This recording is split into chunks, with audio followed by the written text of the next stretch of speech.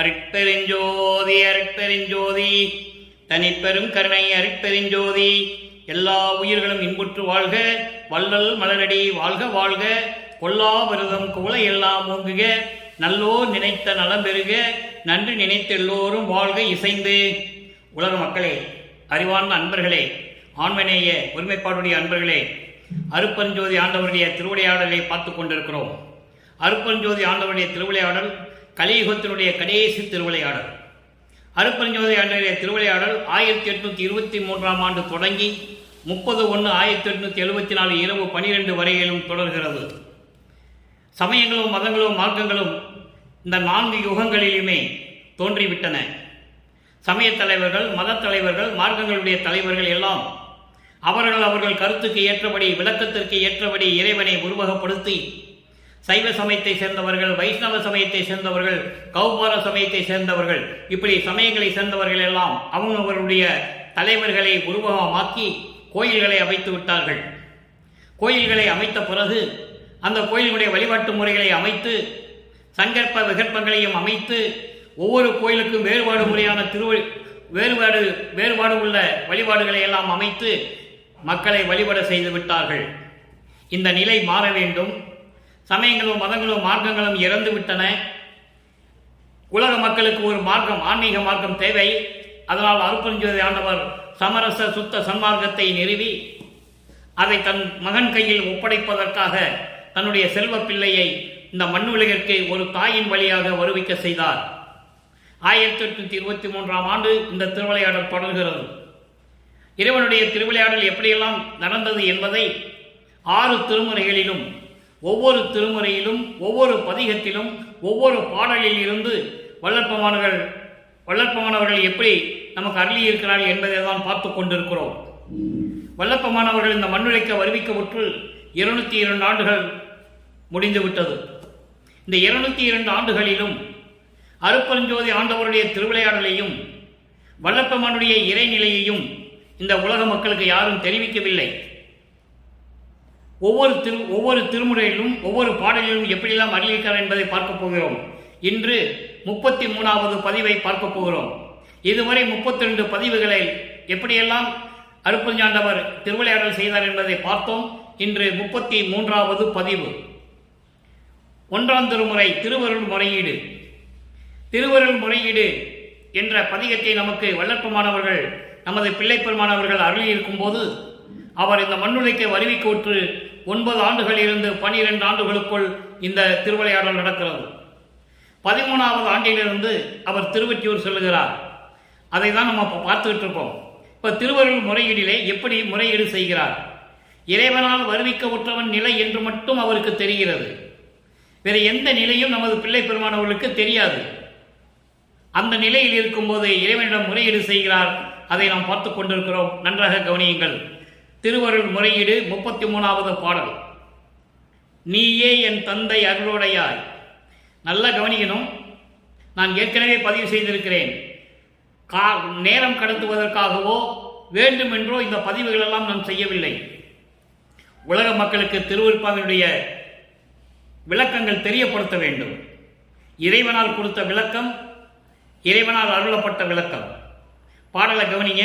நீயே என் தந்தை அருளுடையாய், என்னை நேர்ந்து பெற்ற தாயே, நின் பாலிடத்து எம் பெருமாட்டி இத்தன்மையினால். நல்லா கவனிக்கணும். பாடல் கொஞ்சம் உங்களுக்கு கஷ்டமா தெரியும், ஆனால் பொருள் மிகவும் எளிமையானது. தாயே, நின் பாலிடத்து எம் பெருமாட்டி தன்மையினால், நாயேன் சிறிதும் குணமிலேன் ஆயினும் நானும் உங்கள் சேயே. நானும் உங்கள் சேயே. சேய் என்றால் பிள்ளை, மகன். சேயே, என்னை புறமிட்டால் உலகம் சிரித்திடுமே. என்னை புறமிட்டால் உலகம் சிரித்திடுமே. திருவருள் முறையீடு செய்கிறார்.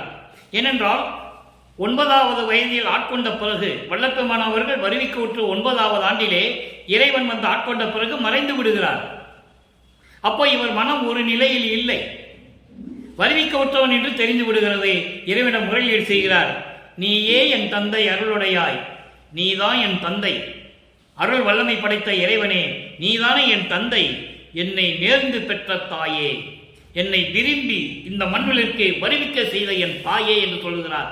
நான் ஏன் தாய் என்று சொல்லுகிறேன் என்றால், பாட்டில் இருக்கே, நான் ஏன் தாய் என்று சொல்லுகிறேன் என்றால், உன்னிடத்தில் என் பெருமாட்டி இருக்கிறாள். என் பெருமாட்டி என்னுடைய அம்மை, எனது அம்மா சிவகாமி வள்ளி உன்னிடம் இருப்பதனால் நான் தாய் என்று சொல்லுகிறேன் என்று சொல்லுகிறார். எவ்வளவு அற்புதம் பாருங்க. இந்த பிரபஞ்சம் தோன்றிய காலத்திலிருந்து எத்தனையோ ரிஷிகள், முனிவர்கள், எத்தனையோ அறிஞர்கள் தோன்றினார்கள், இல்லை என்று மறுக்க முடியாது. ஆனால் இறைவனுடைய நிலையை, ஏன் வருவிக்க விட்டேன் என்ற நிலையை யாரும் இந்த வையகத்தில் சொன்னதே இல்லை, வல்லற்பமானை தவிர. இப்போ என்னை நேர்ந்து பெற்ற தாயே என்று சொல்லுகிறார். என்னை விரும்பி வேண்டுமென்றே வழிந்து இந்த உலகிற்கு என்னை வருவிக்க செய்தாய் என்று சொல்லுகிறார். இதை அகவலிலே ஒரு பாடலிலே சொல்லுவார். ஆன்ற சன்மார்க்கம் அணிபெற என்னைத்தான் ஈன்று அமுதளித்த இனிய நற்றாயே என்று சொல்லுவார் இறைவனை, அருட்பெருஞ்சோதி ஆண்டவரை. அந்த நிலையிலிருந்து சொல்லுகிறார், நானும் உங்கள் பிள்ளைதான், நானும் உங்கள் பிள்ளைதான். என்னை புறம்பிட்டால், என்னை ஒதுக்கி விட்டாலோ, நீ வேண்டாம் என்று சொல்லி என்னை விலக்கி விட்டாலோ, இந்த உலகம் உங்களை பார்த்து சிரிக்கும். பெற்ற பிள்ளையை தெருவில் விட்டு விட்டார்கள் என்று உங்களை பார்த்து இந்த உலகம் சிரிக்கும். அதற்கு இடம் கொடுக்கக்கூடாது. என் தந்தையே, என்னை விரைவில் வந்து ஆட்கொள்வாயாக என்று சொல்லி இந்த முறையீடு செய்கிறார். இப்ப இந்த பாட்டுடைய விளக்கம் பாருங்க. நீதான் என் தந்தை அருளுடையாய், என்னை விரும்பி பெற்றெடுத்த தாயே, என் அம்மை சிவகாமி வள்ளி உன்னிடத்தில் இருக்கின்றபடியால் நான் உன்னை தாய் என்று கூறுகிறேன். எவ்வளவு அற்புதம் பாருங்க. தந்தைன்னு சொல்லியாச்சு, அப்ப சிவகாமி வள்ளிய தாயின்னு சொல்லணும். தாயின்னு சொல்றாரு. நான் ஏன் உன்னை தாயின்னு சொல்றேன்னா, எங்க அம்மா சிவகாமி வள்ளி உன்னோடு இருப்பதனால் உன்னை தாய் என்று நான் கூறுகிறேன் என்று சொல்கிறார். ஏன்னா ஒரு இடத்துல சொல்லுவாங்க, சிவகாமி வள்ளி உன்னையே பத்தி உங்க பிள்ளை பாடிக்கிட்டு இருக்கான், என்னை பத்தி பாடுவதே இல்லை என்று சொல்லும்போது அதுக்கு ஒரு பாடல் இருக்கிறது. பாடுவார், சிவகாமி வள்ளியின் தந்தையே என்றெல்லாம் பாடுவார், தாயே என்றெல்லாம் பாடுவார். அற்புதமாக இருக்கும் அந்த பதிகெல்லாம். நம்ம பின்னால் அதை பார்க்க போறோம், இன்னும் நாட்கள் இருக்கிறது அதெல்லாம் சொல்றதுக்கு. இதை மட்டும் நீங்க மனசுல வச்சுக்கங்க. என்னை மட்டும், உன்னை மட்டும் பாடிக்கிட்டு இருக்கிறான் உன் பிள்ளை, என்னை பத்தி பாடுறதே இல்லை, என் பேரை கூட சொல்றது இல்லைன்னு சொல்லும் போதுதான் இந்த பாடல்கள் எல்லாம் உருவாகிறது. அப்படி நான் இந்த மகன் முன்னால் வருவிக்கப்பட்டு என்னிடம் நல்ல குணங்கள் இல்லை என்றாலும் கூட, நானும் உங்கள் பிள்ளை, நானும் உங்கள் பிள்ளை. என்னை வெளியே புறந்தள்ளி விட்டால், இந்த பெற்ற பிள்ளையை தெருவில் விட்டு விட்டால், பெற்றோர்கள் பெற்ற பிள்ளையை தெருவில் விட்டு விட்டார்கள் என்று இந்த உலகம் சிரிக்குமே, அதற்கு இடம் கொடுக்கக்கூடாது. அந்த பழியை நீங்கள் சுமக்கக்கூடாது. பழி சொல்லும் எலி சொல்லும் உங்களுக்கு வரக்கூடாது என்பதற்காகத்தான் கூறுகிறேன்.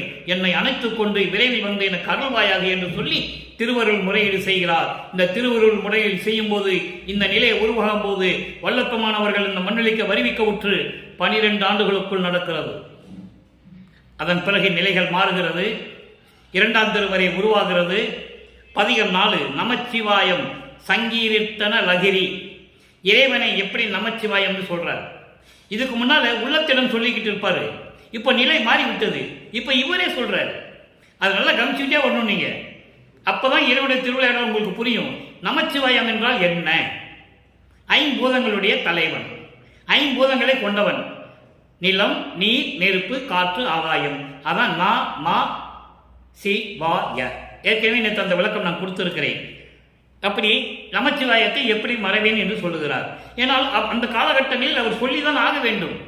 சுத்த சன்மார்க்கம் தெரியாது, அருட்பெருஞ்சோதி ஆண்டவரன் தெரியாது, மறைப்பு நிலை இருந்து கொண்டிருக்கிறது. அப்போ சமயங்களும் மதங்களும் மார்க்கங்களும் சிவபெருமானை நமச்சிவாயம் என்று சொல்லுகிறார்கள், சிவாயனம் என்று சொல்லுகிறார்கள். தியாகராஜ பெருமான், நடராஜன், சொக்கநாமன், மாசிலாமணி, எப்படியோ எவ்வளவோ பேர்கள் சொல்லிக் கொண்டிருக்கிறார்கள். அதையும் வல்லற்பெருமான் கூறிக்கொண்டிருக்கிறார்கள் என்பதை நீங்கள் புரிந்து கொள்ள வேண்டும். அப்போ அவர் அப்படிதான் சொல்லி ஆகணும், காலத்தின் கட்டாயம். சுத்த சன்மார்க்கத்தை பெற்ற பிறகு நிலை வேறு. அப்போ இறைவனுடைய திருவிளையாடல் எப்படி நடந்ததுன்னு நம்ம பார்க்க போறோம். இப்போ 2ஆம் திருமுறை திருவொற்றியூரில் வச்சு எப்போ நமச்சிவாயன்னு சொல்லி இறைவனை கூப்பிடுகிறார். அதை நீங்க பார்க்கணும். ஏன்னா சொல்லிதாகணும், மறைக்க வேண்டிய அவசியம் இல்லை. அங்கே இருந்தார் என்று சொன்னார்களே தவிர, அதை விட்டு விட்டு சுத்த சன்மார்க்கத்துக்கு வந்தார் என்று யாரும் சொல்லவில்லை. அது வேண்டாம்னு சொல்லணும்ல. அப்போ இவர் நமச்சிவாயன்னு சொல்லணும், அதனுடைய பலனை அனுபவிக்கணும். அப்போ இதெல்லாம் இல்லை, இது தேவையில்லைன்னு சொல்லணும். அதுக்காக தான் அவர் அங்கே இறைவனுடைய திருவிளையாடல் நடந்து கொண்டிருக்கிறது. பாருங்க, திருவொற்றியூரில் நடக்குது. அட்டமூர்த்தமாகிய பொருளை அண்டர் ஆகியோர் அருகிலா திறத்தை விட்ட வேட்கையர்க்கு அங்கையில் கனியை வேத மூலத்தை வித்தக விளைவை எட்டரும் பரமானந்த நிறைவை எங்கும் நிறைந்து ஆகி நின்று இலங்கிய ஒளியை நட்டமாடிய நடன நாயகத்தை நமச்சிவாயத்தை நான் மறவேனே. அப்போ நமச்சிவாயத்தை நான் மறவேன்னு சொல்லும்போது கடைசி வரைக்கும் அது அப்படிதான் இருந்திருக்கணும். நல்லா புரிஞ்சுக்கணும். நீங்க அந்த சமயங்களும் மதங்களும் மார்க்கங்களும் போகிற பிறகு இந்த இறைவனுடைய மந்திரங்கள்லாம் போயிடுச்சு. அதை நம்ம பின்னால் பார்க்க போறோம். இப்ப அந்த பாடலுடைய விளக்கம் பாருங்க. அட்டமூர்த்தமாகிய பொருளை, இந்த அட்டமூர்த்தம் என்பது 3 பொருளா நீங்க எடுத்துக்கலாம். எதுவும் இறைவனுக்கு பொருந்தும். 3 பொருள்கள். அட்டமூர்த்தி என்பது அட்டமூர்த்திகள். அதாவது உதாரணத்துக்கு தட்சிணாமூர்த்தி, அருண்மூர்த்தி, புண்ணியமூர்த்தி. இதை திருவடி புகழ்ச்சியிலே சொல்லுவார். தட்சிணாமூர்த்தி, அருண்மூர்த்தி, புண்ணியமூர்த்தி தகும் அட்டமூர்த்தியானோ என்று திருவடி புகழ்ச்சியிலே சொல்லுவார்.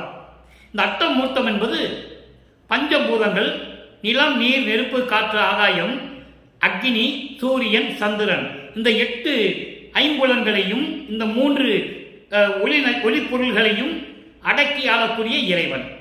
அது அட்டமூர்த்தம். அது ஒன்று. 3வது எண் குணம் கொண்ட இறைவன். தன்மையத்தனாதல், தூய உணர்வினாதல், இயற்கை உணர்வினாதல், முற்றிலும் உணருதல், இயற்கையாகவே பாசங்களை நீக்குதல், முடிவில் ஆற்றல் உடைமை, பேரறிவில் இன்பம் உடைமை, வரம்பில் இன்ப உடைமை. இப்படி 8 குணங்கள் உண்டு இறைவனுக்கு. அதன் அடிப்படையில் தான் நம்ம கடலூரிலே சத்தியஞான சபையை நமது இறைவன் வல்லப்பமானவர்கள் நிறுவினார்கள் என்பதை இங்கே நான் பதிவு செய்ய கடமைப்பட்டிருக்கிறேன். அப்போ அட்டமூர்த்தியான அப்படிப்பட்ட ஒரு இறைவனை அண்டர் ஆதியோர், அண்டர் என்பது தேவர்கள், விண்ணுலகத்தில் இருந்த தேவர்களும் மண்ணுலகத்தில் இருக்கின்ற முனிவர்களும் ரிஷிகளும் அறிஞர்கள் எல்லாம் அறிய முடியாத ஒரு இறைவன், அறியிலா திறம் என்று சொல்றார் இறைவனை. அறிய முடியாத இறைவன். இதை மகாதேவமலையிலே வல்லப்பமான் கூறுவார்கள். கற்பங்கள் பல கோடி செல்ல தீய கனலிடு ஊசி மேல் காலை ஊன்றி பொற்புறமை உணவின்றி உறக்கமின்றி புலர்ந்து எலும்பு புலப்பட ஐம்பொறி ஓம்பி நிற்பவருக்கு ஒலித்து மறைக்கு ஒலித்து நீ யோக முனிவருக்கு ஒலித்து அமரருக்கு ஒலித்து. எப்படி சொல்றது பாருங்க. யாருமே இறைவனை பார்க்க முடியவில்லை. வேதம் வளர்த்து தீய வளர்த்து மேல ஊசி பலகையை போட்டு அதில் ஒத்த கால நிற்கிறான் இறைவனை பார்க்க முடியல. ஐம்புலன்களை அடக்கி எலும்பு தோளுமாய் இருந்து கூட விரதம் இருக்கிறான், பார்க்க முடியல. அப்படிப்பட்ட இறைவன் என்று சொல்லுகிறார். அருகிலா திறத்தை விட்ட வேட்கையருக்கு அங்கையில் கனியை. விட்ட வேட்கையர் என்பது அதாவது உலக விஷயங்கள், உலக விடயங்கள், மண்ணாசை, பெண்ணாசை, பொன்னாசை போன்ற ஆசைகளை விட்டவர்கள், மாயைகளை, மயக்கங்களை விட்டவர்கள், காமம், குரோதம், லோபம், மோகம், மதம், ஆச்சரியம், பிட்ட துரிசிகளை நீக்கியவர்கள். இவர்களுக்கு உள்ளங்கையில் கிடக்கும் நெல்லிக்கனி போன்ற இறைவன். விரைவில் இறைவனை பார்க்க முடியும் என்று சொல்லுகிறார். அடுத்து வேத மூலத்தை, வேதங்களின் அடிப்படை விளக்கங்களை கொண்ட இறைவன். வித்தக விளைவை, வித்தக விளைவன அற்புதங்களையும் அதிசயங்களையும் விளைவிக்கக்கூடிய இறைவன். எட்டரும் பரமானந்த நிறைவை, யாரும் அறிய முடியாத அளவில் இருக்கின்ற பரமானந்த நிலையில் இருக்கின்ற பரிபூரணமாக இருக்கின்ற இறைவனை, எங்கும் ஆகி நின்று இலங்கிய ஒளியை, பிரபஞ்சம் முழுவதும் ஒளி வீசிக் கொண்டிருக்கின்ற இறைவனை, நட்டமாடிய நடன நாயகத்தை. நட்டம் என்பது கூத்து, அருள் கூத்து ஆடக்கூடிய, அருள் நடனம் செய்து கொண்டிருக்கின்ற நாயகத்தை, அப்படிப்பட்ட இறைவனை, கதாநாயகனை, இறைவனை, அந்த நமச்சிவாயத்தை நான் மறவேனே. நமச்சிவாயம் என்பது ஒரு மந்திரத்தை உடையது. ஐம்பூதங்களையும் அக்னி, சூரியன், சந்திரனை அடக்கக்கூடிய ஒரு மந்திரம் நமச்சிவாயம். அதை இறைவனுக்கு பெயராக சூட்டிவிட்டார்கள். இவரும் அதே நிலையை நமச்சிவாயத்தை நான் மறவேனே என்று சொல்லி இந்த பாடலில் நமக்கு அருளியிருக்கிறார்கள். நல்லா கவனிக்கணும் நீங்க. அப்படிப்பட்ட இறைவன் கடைசியில சுத்த சன்மார்க்கத்தை பெற்ற பிறகு அருட்பெருஞ்சோதி ஆண்டவருடைய நிலை என்ன? ஆதியும் அந்தமில்லா தோன்றிய அருட்பெருஞ்சோதி, சாதியும் மதமும் சமயமும் பொய்யென ஆதியில் உணர்த்திய அருட்பெருஞ்சோதி, சாதியும் மதமும் சமயமும் காணா ஆதி அநாதையாம் அருட்பெருஞ்சோதி. அப்படிப்பட்ட இறைவனை எப்படி சொல்லுகிறார் என்பதை நீங்கள் புரிந்து கொள்ள வேண்டும். அப்போ இந்த சமயங்களும் மதங்களும் மார்க்கங்களும் தேவையில்லை. இறைவன் அறிவித்து விட்டார். இது தேவையில்லை என்று சொல்லும்போது அவர் சுத்த சன்மார்க்கத்தை பெற்றுக் கொண்டார். மண்ணுக்கு வருவிக்கவிட்டு 33வது ஆண்டில் சுத்த சன்மார்க்கத்தை பெறுகிறார். சுத்த சன்மார்க்கத்தை பெற்ற பிறகு எப்படியெல்லாம் இறைவனுடைய திருவிளையாடல் நடந்தது என்பதை தான் நாம் படிப்படியாக பார்த்து கொண்டிருக்கிறோம். இப்போ 2ஆம் திருமுறை முடிஞ்சது, 3ஆம் திருமுறை. 3ஆம் திருமுறையில் வரும்போது பார்த்தீங்கன்னா இந்த பேர்கள் எல்லாம் வரவே வராது. நமச்சிவாயா, சிவாய நம, சண்முகவும் இப்படியெல்லாம் வரவே வராது. ஏனென்றால் நிலைகள் மாறுகிறது. நமது பிள்ளை பெருமான் அவர்கள் அடுத்த கட்டத்திற்கு செல்லுகிறார். இறைவன் அடுத்த கட்டத்துக்கு கொண்டு செல்லுகிறார் அருட்பெருஞ்சாண்டவர் தன் மகனை. இது அவருக்கு தெரியாது. நல்லா புரிஞ்சுக்கணும் நீங்க. இவரை தெரியாமலேயே எல்லா விஷயங்களையும் கடந்து கொண்டிருக்கிறார் நமது பிள்ளை பெருமான் அவர்கள். அவருக்கே தெரியாது. ஆனால் இறைவன் அப்படி அருளை கொடுத்து திருவிளையாடல் செய்து கொண்டிருக்கிறார். இப்போ பாருங்க, 3ஆம் திருமுறை இரங்கல் மாலை. இரங்கல் மாலையில் நல்லா கவனிக்கணும். இரங்கல் மாலை என்பது ஒரு 31 பாடல்களை கொண்ட ஒரு பதிகம். அற்புதமான ஒரு பதிகம். ஒரு ஆண் அதாவது ஒரு பெண் ஒரு ஆண் மேல காதல் கொண்டால் எப்படி இருக்கும்? அந்த காதலன் பெண்ணை, அந்த காதலியை பார்க்காவிட்டால் அந்த காதலி எப்படி துன்புறுவாள், எப்படி வருத்தப்படுவாள், வேதனைப்படுவாள் என்பதை இந்த பாடலிலே நம் அருளியிருப்பார்கள். 31 பாடல்களும் அற்புதமான பாடல்கள். இறைவனுடைய திருவிளையாடல்கள் நடக்குது பாருங்க. தன்னை தலைவியாகவும் இறைவனை தலைவனாகவும், தன்னை மனைவியாகவும் இறைவனை கணவனாகவும், அப்படிப்பட்ட ஒரு மன வருத்தத்தை தோழியிடம் சொல்லுவது போல இந்த பாடலில் நமக்கு அருளியிருப்பார்கள்.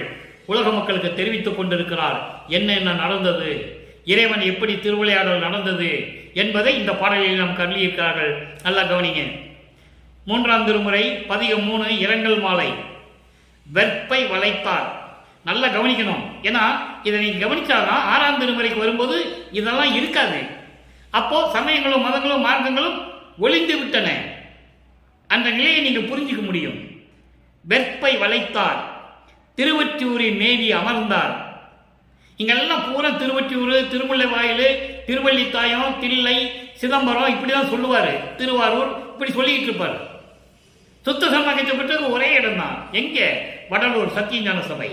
இந்த பிரபஞ்சத்திற்கே ஒரே சத்தியஞான சபை இறைவனால் உருவாக்கப்பட்டது என்பதை நான் பதிவு செய்ய கடமைப்பட்டிருக்கிறேன். திருவொற்றியூரில் மேவி அமர்ந்தார். அவர் எனது கற்பை அளித்தார். நல்லா கவனிக்கணும்.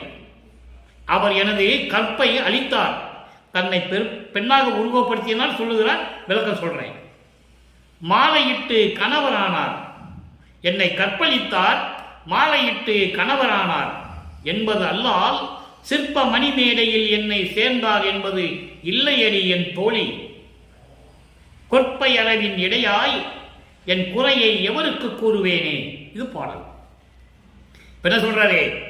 இமயமலையை வில்லாக வளைத்தவர், திருவொற்றியூரிலே இருக்கின்றவர், அவர் எனது கற்பை அளித்தார். கற்பை அளித்தார் என்பது என்னோடு இரண்டர கலந்து கொண்டார், என்னை அணைத்துக் கொண்டார், இரண்டோடு கலந்து கொண்டார் என்பதை கற்பழித்தார் என்று சொல்லுகிறார். தன்னை பெண்ணாக உருவகப்படுத்தியதால் அதை நீங்க புரிஞ்சுக்கணும். அப்போ ஆட்கொண்டார், என்னை மாலையிட்டு கணவரானார். என்னை ஆட்கொண்டார், அதான் மாலையிட்டு என் கணவரானார் என்று சொல்லுகிறார். எப்போ இந்த நிலை எப்போ நடக்கிறது? 3வது எட்டில் 3/24 வல்லப்பமானவர்கள் இந்த மண்ணுலைக்க வரிவிக்க விட்டு 24 ஆண்டுகளுக்குள் இந்த நிலை நடக்கிறது. நல்லா புரிஞ்சுக்கணும் நீங்க. அப்போ மாலையிட்டார், என் கணவனாரார் என்பது மட்டுமல்லாமல் அதுதான் நான் கண்ட சுகம். 9வது ஆண்டில் என்னை ஆட்கொண்டார் என்று சொல்லுகிறார். மண்ணுலைக்க வருவிக்க விட்டு 9வது ஆண்டில் தன்னை ஆட்கொண்டதை உலக மக்களுக்கு தெரிவிக்கிறார். 9வது ஆண்டில் ஆட்கொண்ட பிறகு அதுதான் நான் கண்ட சுகமே தவிர அதன் பிறகு பேரின்பமான நிலையில் என்னை வந்து சேரவில்லை. என்னை வந்து சேரவில்லை. அதான் சொல்றாரு, சிற்ப மணி மேடையில் என்னை சேர்ந்தார் என்பது இல்லையடி. என்னோடு வந்து கொஞ்சி குலாவி மகிழ்வோடு இருப்பதற்கு எந்த விதமான சுகமும் அவர் கொடுக்கவில்லையே தோழி. என் உள்ளமே, உலக மக்களே, நான் என்ன செய்வது? இந்த குறையை நான் யாருக்கு போய் சொல்லுவேன் என்று கூறுகிறார். உலக மக்களுக்கு தெரிவிக்கிறார். உலக மக்களே, நான் வருவிக்க விட்டு 9வது ஆண்டிலே இறைவன் வந்து ஆட்கொண்டானை தவிர எந்த சுகமும் எனக்கு கொடுக்கவில்லை. இதான் இந்த பாடலுடைய பொருள். எந்த சுகமும் கொடுக்கவில்லை. மீண்டும் வருவார் வருவார் என்று நான் காத்துக் கொண்டிருக்கிறேன். ஒரு காதலி காதலனை எப்படி எதிர்பார்ப்பாளோ, எப்படி வந்தெல்லாம் காதலன் சுகத்தை கொடுப்பானோ என்று ஒரு காதலை நினைப்பாலோ, அந்த நிலையில் நான் இருந்து கொண்டிருக்கிறேன். இந்த குறையை நான் யாரிடம் போய் சொல்லுவேன் உலக மக்களே என்று சொல்லி இந்த பாடலை நமக்கு அருளி இருக்கிறார்கள். இப்போ இந்த பாடலை நீங்க இந்த அர்த்தத்தை, இந்த பொருள் நல்ல கவனமா வச்சுக்கங்க. சுத்த சமாஜத்தை வந்த பிறகு கொஞ்சி குலாவி தந்தையும் மகனும் எப்படி மகிழ்ச்சியோடு இருக்கிறார்கள் என்பதை பார்க்க போகிறோம். நல்லா புரிஞ்சுக்கணும்.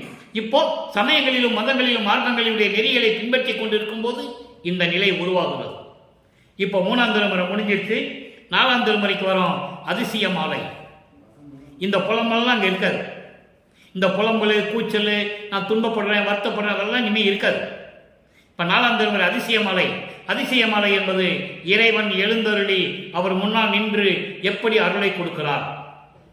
அப்போ இந்த நிலை உருவாகும் போது 4×32 வல்லப்பமானவர்கள் இந்த மண்ணுழைக்க வருவிக்க விட்டு 32 ஆண்டுகளுக்குள் இந்த நிலை நடக்கிறது. இப்போ அதிசய மலை பார்க்குறோம், நல்ல கவனிங்க. அத்தோ இது அதிசயம், இது அதிசயம் என் புகழுவே. அந்தனர் எல்லோரும் மறை மந்தனமே புகன்று ஒத்து ஓலமிடமும். யாரையும் பார்க்க முடியாத இறைவன் என்று சொல்லுகிறார், நல்லா கவனிக்கணும். ஒத்து ஓலமிடமும் அவருக்கு ஒரு சிறிதும் அருளாம். ஓதி அணையேன் விதி அறியேன் ஒருங்கேன் வன் குரங்கேன் தன்னை சொல்லிக்கிறார். சமயங்களிலும் மதங்களிலும் மார்க்கங்களில் இருக்கும்போது எப்படி இருந்தேன்னு சொல்றார். குரங்கேன் இத்து ஓட மிக உடையேன், இத்து ஓட மிக அடையேன், கடைநாய்க்கும் கடையேன் என்னை கருதி. நல்லா கவனிக்கணும். என்னை கருதி நான் இருக்கும் இடம் தேடி நடந்து. அண்டர்லைன், முக்கியமான வரி இது. நான் இருக்கும் இடம் தேடி வந்து அடைந்து, நடந்து வந்து. நல்லா கவனிக்கணும். ஏன்னா மகனை சமாதானப்படுத்துறாரு. திடீர்னு வானத்திலிருந்து வந்து இவர் சமாதானம் பண்ண மாட்டான், நான் அவளை துன்புறுத்திருக்கோம், அவளை கஷ்டப்பட்டிருக்கான் அப்படி சொல்லி நடந்து வந்தேன்னு சொல்றாரு. நல்லா கவனிக்கணும். நடந்து சத்து ஓட முறை எனக்கும் சித்தி ஒன்று கொடுத்தான். அங்க திருவிளையாடல் நடக்குது. எழுந்தருளி சித்தி ஒன்று கொடுத்தான், தனித்த சிவகாமி வள்ளிக்கு இனித்த நடத்தவனே. இது பாடல் 4ஆம் திருமுறை. இங்க நமச்சிவாய வராது, சிவாய நம்ம வராது, ஒன்றும் வராது, புலம்பலே இருக்காது. நல்லா கவனிக்கணும். அதாவது அதிசயம் அதிசயம் நான் என்னவென்று சொல்லுவேன். அந்தனர் எல்லோரும் மறை மந்தனமே புகன்று. அந்தணர்கள் என்பது இங்கே ரிஷிகள், முனிவர்கள், தேவர்கள் எல்லாத்தையும் எடுத்துக்கலாம். சத்தர்கள், சக்திகள், சித்தர்கள், சித்திகள் யாராக இருந்தாலும் சரி, வேதங்கள் சொன்ன மந்திரங்களை ஓதி, வேதங்கள் என்ன மந்திரம் சொல்லிச்சோ அதை ஓதி இறைவனை பார்க்க முடியாம ஒத்து ஓலவிடமும் எல்லாரும் சேர்ந்து புலம்புறாங்க, கண்ணீர் விட்டு அழுகிறார்கள் இறைவனை பார்க்க முடியவில்லை என்று. அதை மகாதேவமலையில் ஒரு பாடல சொல்லுவாரு. ருத்திரர், பிரம்மர், விண்ணூர், வேந்தர், உருகருடர், சித்தர், யோகர், முனிவர், மற்ற வானவர்கள் முதலாம் மனத்தால் தேடி கருத்தழிந்து தனித்தனியே சென்று வேதங்களை வினவ மற்றவையும் காணோம் என்று வருத்தமுற்றங்கு புலம்போரோடு நின்ற வஞ்ச வெளியே இன்பமயமாம் தேவை என்று சொல்லுவார். இறைவனை யாரும் பார்க்க முடியவில்லை. அப்படிப்பட்ட இறைவன், அவரை பார்க்க முடியாத இறைவன், அவங்களுக்கெல்லாம் எவ்வளவு அழுதாலும் சரி, புரண்டாலும் கதறி அழுதாலும் கூக்குரல் இட்டாலும் அருளை கொடுக்க மாட்டார் இறைவன். அதான் சொல்றார், அருளான் அருளை கொடுக்க மாட்டாரு. அப்படி இருக்கும்போது நான் சமயங்களிலும் மதங்களிலும் மார்க்கங்களில் பின்பற்றிட்டு இருந்தபோது ஓதி அணையேன். ஓதி என்பது ஓதி ஒரு மரம், ஓதி மரம்னு ஒரு மரம் இருக்கு. அது எதுக்குமே உபயோகப்படாது. வீட்டுக்கு வாசக்கால் வைக்க முடியாது, வேணா எரிக்கலாமே தவிர எதுக்குமே உபயோகப்படாது. அப்படிப்பட்ட மரமோடு இருந்தேன், விதி அறியேன். நல்ல நெறிகளை கூட என்னால் அறிந்து கொள்ள முடியவில்லை. ஒரு நிலையில் நான் இல்லை. கரெக்டா சொல்றாரு, சரியா? ஏன்னா அவர் மனநிலை ஒரு நிலை இல்லை என்பதுதான் நம்ம 2ஆம் திருமுறையில் பார்க்கிறோம். அப்போ என்னுடைய மனமும் ஒரு நிலையில் இல்லை. குரங்கு போன்று மனம் தாவி தாவி தாவி கொண்டு சென்று கொண்டிருந்தது. இத்து ஓட மிக அடையேன். இத்து ஓட என்பது, இத்து என்பது உலக விடயங்கள், உலக ஆசைகள், மண்ணாசை, பெண்ணாசை, பொன்னாசை போன்ற ஆசைகளையும் விட மனசு இல்லை. உலகையிலே இருந்து கொண்டு துன்பப்பட்டுக் கொண்டிருந்தேன். கடை நாய்க்கும் நாயேன். ஒரு நாயை விட கேவலமானவனாக தெரு தெருவாக சுத்தி கொண்டிருந்தேன். அப்படிப்பட்டவனை என்னை கருதி, ஐயோ நம்ம பெற்ற மகனாயிற்றே, மகனை இதுவரையில் துன்பப்படுத்தி விட்டோமே என்று மனம் இறங்கி உள்ளத்திலே மகனுக்கு அருளை கொடுக்க வேண்டும் என்று நினைத்து, அவன் என்னை கருதி என்று அர்த்தம். நல்லா புரிஞ்சுக்கணும். நீங்க என்னை கருதின என்ன, நம்மளால வருவிக்க விட்டு இவ்வளவு கஷ்டப்பட்டு துன்பப்பட்டு எப்படியெல்லாம் கஷ்டப்படுத்திட்டோம் நம்ம மகனை, இனிமே மகனை கஷ்டப்படுத்த விடக்கூடாது என்று கருதி அப்படியெல்லாம் நினைச்சு நான் இருக்கும் இடம் தேடி வந்து, இவர் போகல, இவர் வைராக்கியமே இருந்துட்டாரு. இனிமே இந்த கதையெல்லாம் ஆகாது, இனிமே அதெல்லாம் செய்யக்கூடாது. இது வரைக்கும் அலைஞ்சது, திருவொற்றியூருக்கு போனது, மன்னெல்லாம் கஷ்டப்பட்டதெல்லாம் போதும், இனிமே எங்கேயும் போகக்கூடாதுன்னு ஒரு இடத்துல நின்றுட்டார். அப்போ இறைவன் இவரை தேடி வருகிறார். நான் இருக்கும் இடம் தேடி நடந்து, நல்லா கவனிக்கணும், இன்னும் அவருக்கு அருட்பெருஞ்சோதியும் தெரியாது, இறைவன் சொல்லிட்டு இருக்கிறார், அவ்வளவுதான். அப்போ தேடி நடந்து சத்து ஓடமுறை, சத்து ஓடமுறை. சத்து என்பது இயற்கை உண்மையின் விளக்கம். இயற்கை உண்மை விளக்கத்தோடு, இயற்கை உண்மை விளக்கத்தோடு, அதான் சத்து ஓடமுறை. சத்து சித்து என்று சொல்லுவார். இயற்கை உண்மை, இயற்கை உண்மையின் விளக்கம். இயற்கை உண்மையினுடைய விளக்கத்தோடு, அருள் விளக்கத்தோடு ஒரு அருள் கொடையை எனக்கு கொடுத்தார். இங்க என்ன கொடுத்தாருன்னு சொல்ல மாட்டாரு, ஆனா 6ஆம் திருமுறை வரும்போது சொல்லுவாரு என்னென்ன வாங்கினேன், எப்படியெல்லாம் வாங்கினேன்னு சொல்லுவார். 4ஆம் திருமுறை வரைக்கும் அருள் கொடையை கொடுத்தது 4ஆம் திருமுறையில ஒத்துக்கிட்டார், உலக மக்களுக்கு தெரிவிக்கிறார். என்ன கொடைன்னு யாருக்கும் தெரியாது, அது எப்படிப்பட்ட அருள் கொடைன்னு யாருக்கும் தெரியாது. ஆனால் அங்கே நீங்க நல்லா மனசுல வச்சுக்கணும், இது என்ன கொடைன்றதை நான் சுத்த சன்மார்க்கத்தில் வரும்போது 6ஆம் திருமுறை வரைக்கும் போது இந்த அதிசய மலையில என்ன கொடை சொன்னாருன்னு நான் விளக்கம் சொல்லுவேன். அப்போ நீங்க புரிஞ்சுக்கணும். அப்போ அப்படியெல்லாம் அருள் கொடையை கொடுத்த இறைவனே, அருள் கொடையை கொடுத்தாய். அப்போ இறைவன் வந்து மகன் என்று நினைத்து மகனிடம் எழுந்தருளி ஒரு அருள் கொடையை கொடுக்கிறார். தனித்த சிவகாமி வள்ளிக்கு இனித்த நடத்தவனே, என் அம்மை, அருளோடு விளங்கக்கூடிய என் அம்மை, ஒப்பற்ற தலைவி, என் அம்மையோரை மனமகிழ அருள்நடனம் செய்து கொண்டிருக்கின்ற இறைவனே என்று சொல்லி இந்த பாடலை நாம் கருதியிருக்கிறார்கள். ஆக 4ஆம் திருமுறையிலே இறைவன் எழுந்தருளி அருள் கொடுத்ததை சொல்லுகிறார். என்ன அருள், அது எப்படிப்பட்ட அருள் என்றதை இப்ப பார்க்க போறோம். 6ஆம் திருமுறைக்கு சுத்த சன்மார்க்கத்தை கொடுக்கிறார் இறைவன். 6ஆம் திருமுறையில் சுத்த சன்மார்க்கத்தை பெறும்போது உள்ள என்றாகிறார். உள்ள என்றாகும் போது என்ன நடந்தது சொல்லணும்ல. ஏன்னா இதுவரைக்கும் சமயங்களிலும் மதங்களில் இருந்து கொண்டு நமச்சிவாயன் சொன்னாரு, சிவாய நமன் சொன்னாரு, சண்முக ஓம் சொன்னாரு, எல்லாம் நம்ம பார்த்துட்டோம். திண்ணூறு பூச சொன்னாரு, 4ஆம் திருமுறையில பூச வேண்டான்ட்டாரு, இப்படியெல்லாம் நம்ம பார்த்துட்டோம். இப்போ சுத்த சன்மார்க்கத்தை பெறுகிறார், உள்ள என்றாகிறார். சுத்த சன்மார்க்கத்தில் என்றாகும் போது அடியார் பேரு பதிகம் 10, 10வது பாடல்.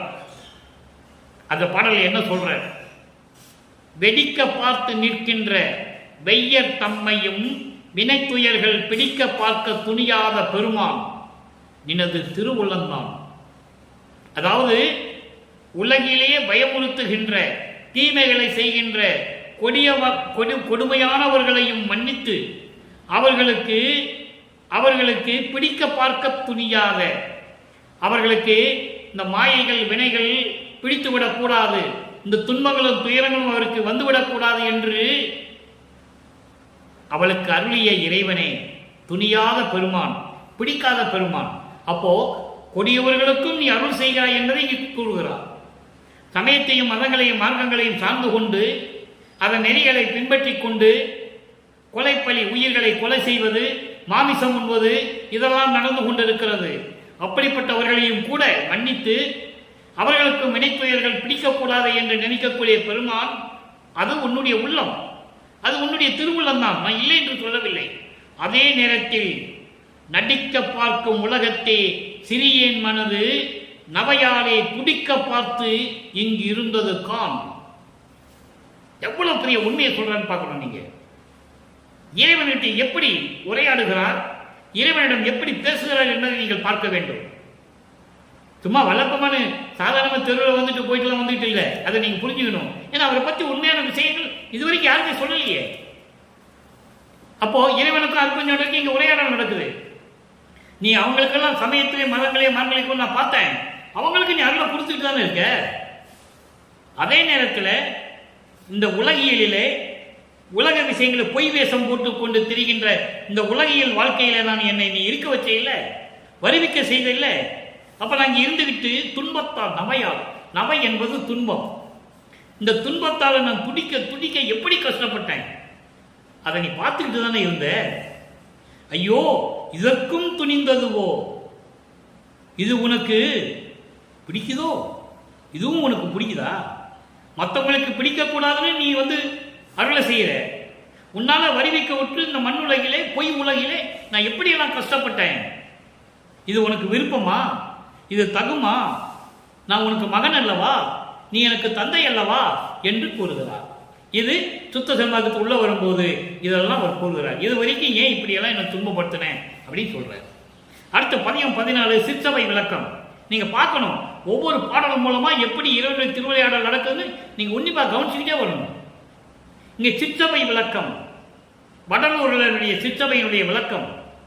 அங்கே திருவற்றில் இருக்கின்ற இறைவன் சொல்லுவாரு, நல்ல மனசுல வச்சுக்கணும். நீங்க இப்ப அதெல்லாம் வேண்டாம்னு சொல்லியாச்சு, அது தேவையில்லைன்னு சொல்லியாச்சு, அந்த சமயங்களும் மதங்களும் மார்க்கங்களும் மடிந்து விட்டனன்னு சொல்லியாச்சு. அப்போ சுத்த சன்மார்க்கத்தை வாங்கியாச்சு. அப்ப இறைவனுடைய திருவிளையாடலை சொல்லிட்டு இருக்கிறார். சிற்றவை விளக்கம், சூழ்விழாது உழல் மனத்தினால் சுழலும் துட்டனே. இவர் சுத்த சன்மார்க்கத்தில் வரும்போது சமயங்களிலும் மதங்களிலும் மார்க்கங்களிலும் எப்படி இருந்தேன்னு சொல்றாரு.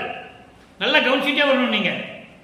இதெல்லாம் சொன்ன பிறகுதான் தன்னுடைய மகனுடைய இந்த மனக்குறையெல்லாம் நீக்கி, இந்த துயரத்தில் நீக்கி, தன் மகனை சுத்தமாக்கி 3 தேகத்தை கொடுத்து, அதெல்லாம் பாடல்கள் வருது. இப்பயே சொல்லிட்டோம்னா அப்புறம் உங்களுக்கு புரியாது. இப்போ அந்த மாதிரி துட்டனான் இருந்தேன், அதாவது அடைய முடியாத துன்பத்தினால் மனம் வருந்தும் சூழ்நிலையில் இருந்து கொண்டிருந்த நான் அரு சுக பெரும்பதி நின் வாழ்வு வேண்டினேன், உன் அருள் வேண்டினேன். அதெல்லாம் வேண்டான்னு சொல்லிட்டேன், நான் வந்துட்டேன், சுத்த சன்மார்க்கத்தை கொடுக்குறேன், வாங்கிக்கிறேன். ஆனால் அதே நேரத்தில் இந்த மாயைகளையும் மயக்கங்களையெல்லாம் நீக்க வேண்டும், உனது வாழ்வு வேண்டினேன். அருப்பெருஞ்சோதி ஆண்டவரே, பேரின்பமாக இருக்கின்ற ஆண்டவரே, அருப்பெருஞ்சோதி ஆண்டவரே, அதான் சொல்றாரு அருள் சுகப்பெரும்பதி.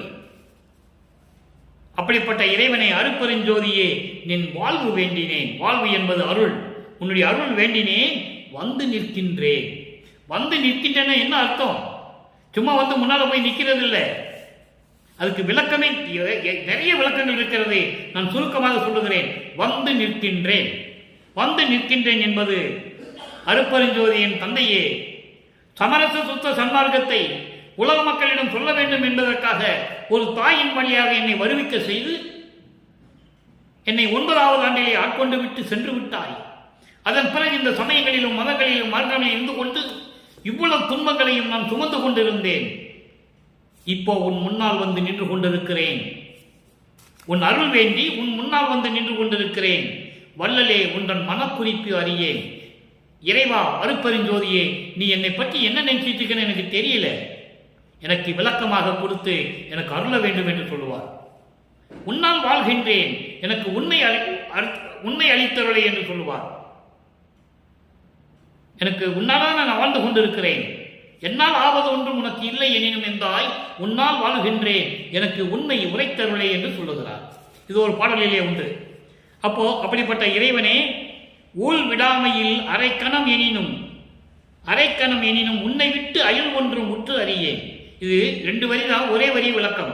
எப்படின்னா, ஊழ்வினைகள் என்னை வாட்டி எடுத்தாலும் கூட, என்னை சுத்தி கொண்டு துரத்தி கொண்டிருந்தாலும் கூட, நான் ஒரு நிமிடம் கூட உன்னை விட்டு நான் வேறு இடம் எங்கேயும் சொல்ல மாட்டேன், வேற எனக்கும் எதுவும் தெரியாது, உற்று அறியே. எப்படி சொல்றாரு பாருங்க, நீ எனக்கு ஊழ்வினைகள் வந்தாலும் சரி, எவ்வளவு துன்பங்கள் துயரங்கள் என்னை விடாப்பிடியாக துரத்தி கொண்டிருந்தாலும் சரி, இனிமே ஒரு நிமிடம் கூட உன்னை விட்டு நான் பிரிய மாட்டேன், வேற இடம் எனக்கு தெரியாது. தாழ்விழா சீர்தரும் வடல் அரசே, வடலூரில் இருக்கின்ற அரசனே, வடலூரில் இருக்கின்ற சத்தியஞான சபையில் இருக்கின்ற இறைவனே என்று சொல்லுகிறார். அருப்பெருஞ்சோதியே. அங்க எப்படி சொல்லுவாரு? திருவொற்றியில் இருக்கின்ற இறைவன் தானே சொல்லுவாரு. அது சமயங்களும் மதங்களும் மார்க்கங்களை சார்ந்த சமய தலைவன். சிவபெருமான் இருந்தாலும் சரி, நடராஜன் இருந்தாலும் சரி, தியாகராஜ பெருமான் இருந்தாலும் சரி, சொக்கநாதன் இருந்தாலும் சரி, பூர சமய தலைவர்கள் தெளிவாக கூறுகிறார். ஆதாரங்கள் திருவொற்பாவில் இருக்கின்றன, யாரும் மறுக்க முடியாது. அப்படிப்பட்ட நிலையில் இருக்கின்ற வடலூரிலே சத்தியஞான சபையில் இருக்கின்ற என் அருட்பெருஞ்சோதி ஆண்டவரே, என் தந்தையே, சத்திய சபை தனிப்பெரும்பதியே, தனிப்பெரும்பதி. எந்த புராணத்திலும் எந்த யாரும் சொல்லியிருக்க முடியாது தனிப்பெரும்பதி. ஒப்பற்ற தலைவன், ஒப்பற்ற இறைவன் அருட்பெருஞ்சோதி, அதான் தனிப்பெரும்பதி என்று சொல்லுகிறார். இப்ப நிலைகள் மாறுகிறது. சிற்றபையினுடைய விளக்கத்தை பார்த்தாச்சு. வடலூரில் இருக்கின்ற இறைவன் எப்படிப்பட்ட இறைவன் பார்த்தாச்சு. இப்ப பாருங்க, பிள்ளை பெரு விண்ணப்பம் வைக்கிறார். மறுபடியும் ஏமாத்திடக்கூடாது, இறைவன் மறுபடியும் ஏமாத்திடக்கூடாது இல்ல, அதனால விண்ணப்பம் வைக்கிறார். பிள்ளை பெரு விண்ணப்பம் 20வது பதிகம் 77வது பாடல். தேர்விழா சிறிய பருவத்தில் தானே. நல்லா கவனிக்கணும், எப்படி இறைவன் அருள் செய்தால், எப்படி இறைவன் திருவிளையாடல் நடந்தது என்பதை இங்கே கூறுகிறார். சுத்த சன்மார்க்கத்தை பெற்ற பிறகு நல்லா கவனிக்கணும். அதுக்கு முன்னால சொல்ல முடியாது, சொல்ல மாட்டாரு, தெரியாது. தேர்விழா சிறிய பருவத்தில் தானே தெய்வமே தெய்வமே என நின் சார்பு கொண்டு எல்லா சார்பையும் விடுத்தேன். தந்தையும் குருவும் நீ பேர்விழாது உள்ளத்தே வந்தவா பாடி பிதற்றினேன். பிறர் மதிப்பு அறியேன், ஓர்விழா பிழைகள் ஒன்றையும் அறியேன். இன்று நான் உரைப்பது இங்கு என்னே. இது பாடல். சமயங்களையும் மதங்களையும் மார்க்கங்களையும் நான் சார்ந்திருக்கும் போது என்னை சொன்னார்கள். இந்த பாட்டாளர் விளக்க நான் கொடுத்துட்டேன், இருந்தாலும் ஒரு சிறிய விளக்கத்துக்காக இதை நான் சொல்ல வேண்டி இருக்கிறது. நான் சமயங்களையும் மதங்களையும் மார்க்கங்களையும் சார்ந்திருந்த போது எல்லாருமே என்னிடம் வந்து சொன்னார்கள், ஏன் பைத்தியக்காரன் மாதிரி நீ ரோட்ல ஓடிக்கிட்டு இருக்க, ஏன் புலம்பிக்கிட்டு இருக்க, அங்கெல்லாம் நீ ஒன்றும் இல்லை, நீ எங்கிட்ட வாங்கன்னு சொன்னாங்க. நான் என் உயிரே போனாலும் சரி, என்னை வெட்டி போட்டாலும் சரி, நான் பிறரிடம் செல்ல மாட்டேன் என்று நான் சொல்லி இருக்கிறேன் என்று ஒரு பாடலிலே சொல்லுவார். அந்த பாடல் விளக்கத்தில் நம்ம பார்த்துட்டோம். அதுக்கு இங்க ஒரு கவுண்டர் கொடுக்கிறார், கவுண்டர் பதில். அதுக்கு ஒரு விளக்க பதில் கொடுக்கிறார். எப்படி? தேர்விழா சிறிய பருவத்தில், ஒன்றும் தெரியாத சின்ன வயசு. எப்போ? 9வது ஆண்டு. இவருக்கு வயசு இல்லை, வருவிக்க உற்ற 9வது ஆண்டு. வல்லப்பெருமானுக்கு வயது இல்லை, அவர் ஒவ்வொரு யுகத்திலும் இருந்தவர்.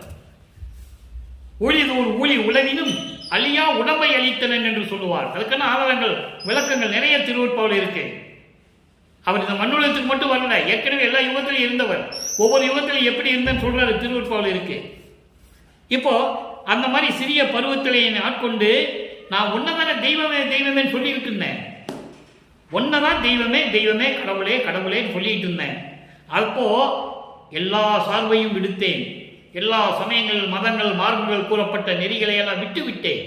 அவங்கெல்லாம் நான் கூப்பிடுறதே கிடையாது, அவங்களை நினைக்கிறது நான் கிடையாது. அவளுக்கு விட்டு விட்டேன். ஏனென்றால் எனக்கு தந்தையும் நீதான், குருவும் நீதான்.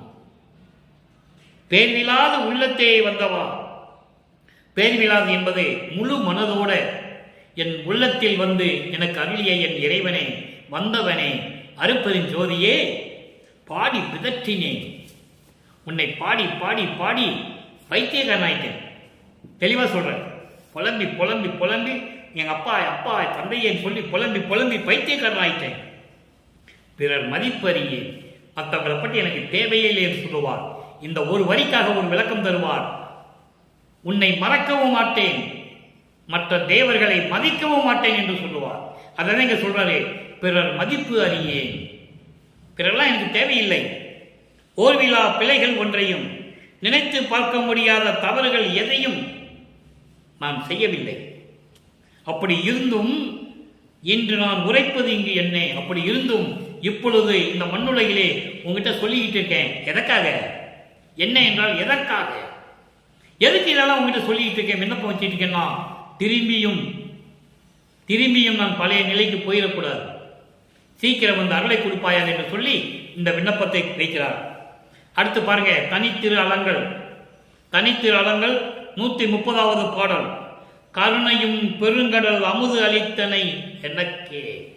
இந்த எனக்கு என்ற வார்த்தை திருவொற்பாவிலே கிட்டத்தட்ட திருவொற்பாவிலே 6 திருமுறையிலும் சரி 1000க்கு மேல இருக்கும் இந்த எனக்கு என்ற வார்த்தை.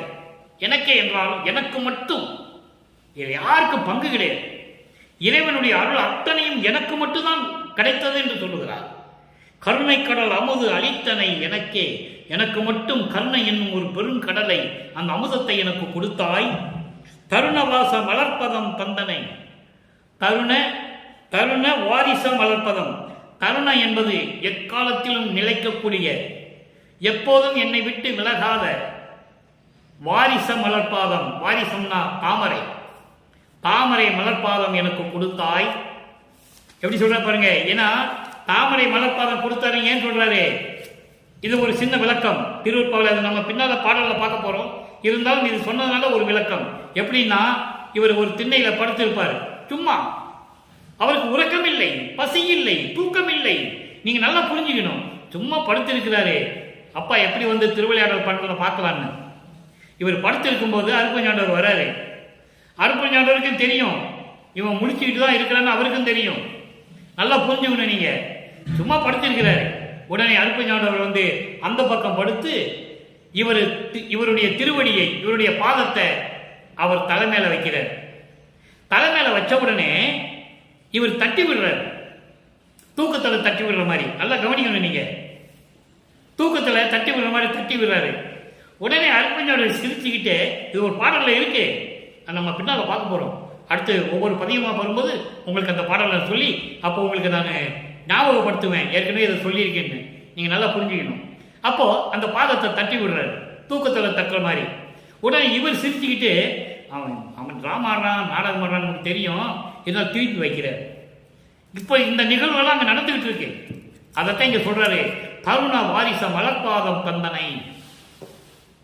செந்தாமரை போன்ற சிவந்த உன் திருவடிகளை எனக்கு கொடுத்து விட்டாயே. நின்னை அருணவண்ண ஒன் சுடர் மணி மண்டபத்து அடியேன் பொருள் நயப்புற கண்டு கண்டு உள்ளம் மகிழ்போதே. எப்படி அருளோடு அந்த செந்நிறமான அந்த ஞான வெளியில், 16வது நிலையில், அந்த ஞானத்தில் ஞானம், அந்த சிவனான வெளியில், அந்த அதான் மணிமண்டபம் சொல்றாரு. அந்த மணிமண்டபத்திலே உன்னுடைய நடனத்தை கண்டு கண்டு கண்டு என் உள்ளம் எப்படி மகிழ்ந்தது தெரியுமா என்று சொல்லுகிறார். அடுத்து மெய்யருள் வியப்பு, 112வது பதிகம் மெய்யருள் வியப்பு, பாடல் 17. நல்லா கவனிக்கணும். ஒவ்வொரு பாடலிலும் நான் ஏன் ஒவ்வொரு பதியத்திலிருந்து ஒவ்வொரு பாடலை எடுத்து உங்களுக்கு சொல்றேன்னா, அதனுடைய தொடர்ச்சி, இறைவனுடைய திருவிளையாடல் எப்படி தொடர்ச்சியாக நடக்கிறது உலக மக்களுக்கு சொல்லணும். இது இறைவன் கொடுத்த பாடல்கள். அப்பப்போ அவர் தான் சொல்லுவார், இது சொல்லு மகனே சொல்லுவார். நான் எடுத்து உங்களுக்கு சொல்லிட்டு இருக்கேன். வியப்பு, மெய்யருள் வியப்பு, பாடல் 17. தாயே எனக்கும் தயவு புரிந்த தருண தந்தையே. ஏன் தாயேன்னு சொன்னார்ன்றதை நம்ம ஏற்கனவே விளக்கம் சொல்லியிருக்கேன். என் அம்மை சிவகாமி வள்ளி உன்னிடத்தில் இருப்பதால் நீயும் எனக்கு தாய் தான் என்று சொல்லுவார். அதான் தாயே என்று சொல்லுகிறார்.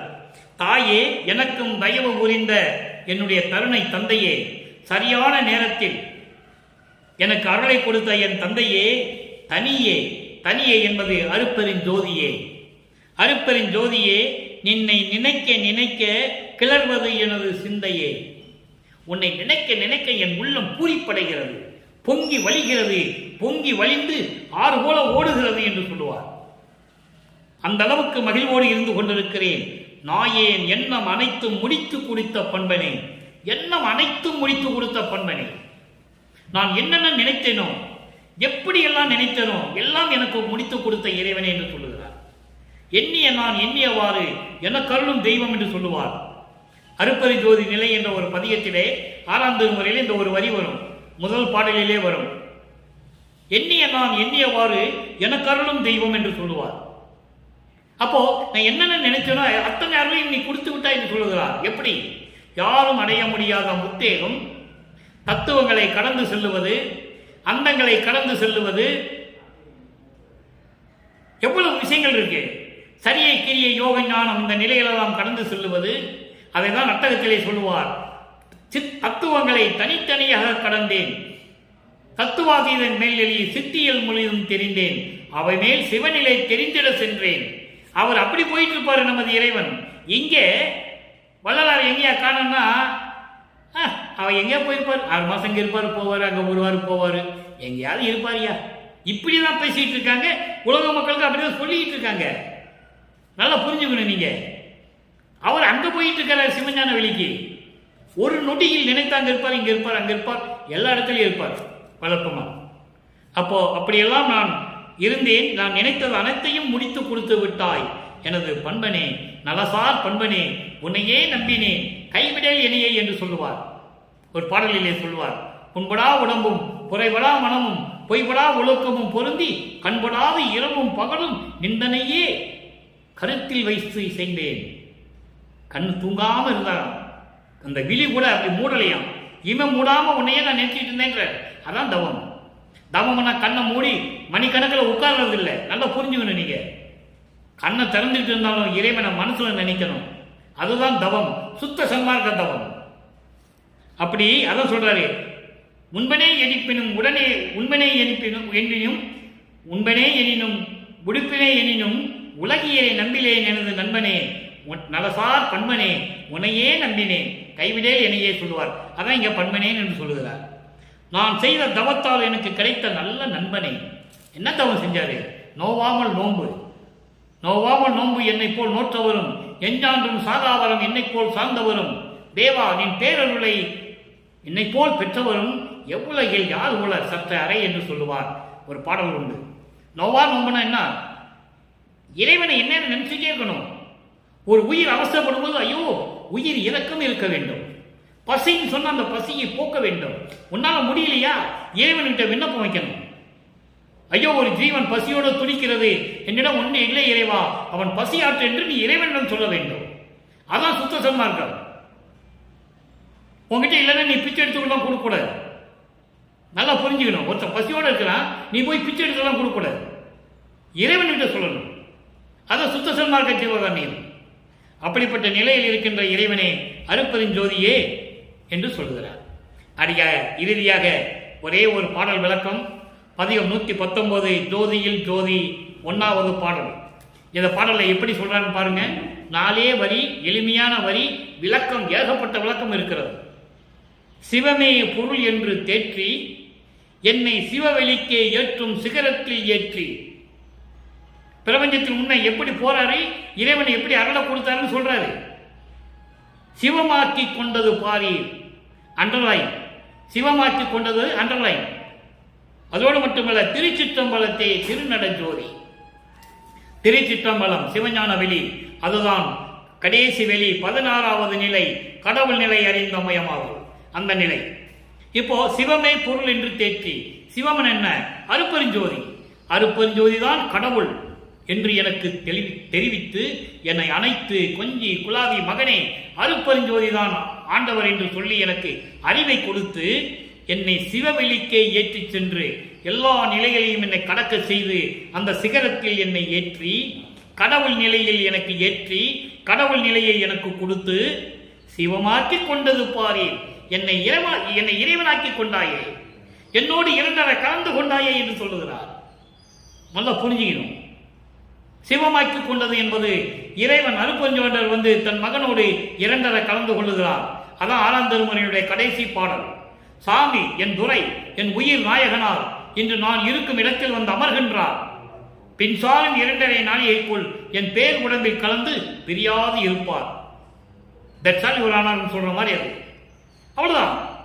அப்போ சிவமாக்கி கொண்டது பாரீர். உலக மக்களுக்கு சொல்றாரு, உலக மக்களே, என்னை சமயங்களிலும் மதங்களிலும் மார்க்கங்களில் ஈடுபட்டுக் கொண்டிருந்த என்னை விடுவித்து அதனால் ஏற்பட்ட குற்றங்களை எல்லாம் நீக்கி அருட்பெருஞ்சோதிதான் கடவுள் என்று எனக்கு அறிவித்து என்னை அந்த சிகரத்துக்கு கொண்டு போய் சேர்த்து என்னை இறைவனாக்கி விட்டார் எனது தந்தை அருட்பெருஞ்சோதி ஆண்டவர்.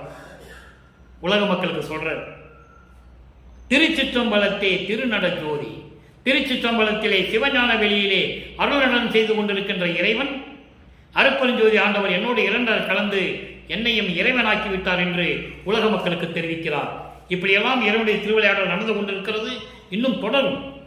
எனவே உலக மக்களே, எல்லாரும் சுத்த சன்மார்க்கத்தில் இணைந்து சமயங்களும் மதங்களும் மார்க்கங்கள் கூறப்பட்ட நெறிகளை எல்லாம் விடுத்து உருவ வழிபாட்டை ஒழித்து ஜோதி வழிபாட்டை மேற்கொண்டு சுத்த சன்மார்க்கத்தில் இருந்து கொண்டு கொலையும் புலையும் தவிர்த்து உயிர் இரக்கம் கொண்டு ஜீவகாரணிய ஒழுக்கத்தில் இருந்து கொண்டு ஒழுக்கங்களை கடைபிடித்துக் கொண்டு இறைவனை வணங்கி எல்லாருடைய அருளையும் பொருளையும் பெற்று இந்த வையகத்தில் நீங்கள் வாழ்வாங்க வாழ வேண்டும் என்று வாழ்த்தி இந்த வள்ளலார் ஊழியன் இறைவனுடைய தயவோடையும் கருணையோடையும் விடைபெறுகிறேன். நன்றி, வணக்கம். மீண்டும் நாளை சந்திப்போம். அருட்பெருஞ்சோதி அருட்பெருஞ்சோதி தனிப்பெருங்கருணை அருட்பெருஞ்சோதி. அருட்பெருஞ்சோதி ஆண்டவருடைய திருவிளையாடல் தொடர்கிறது.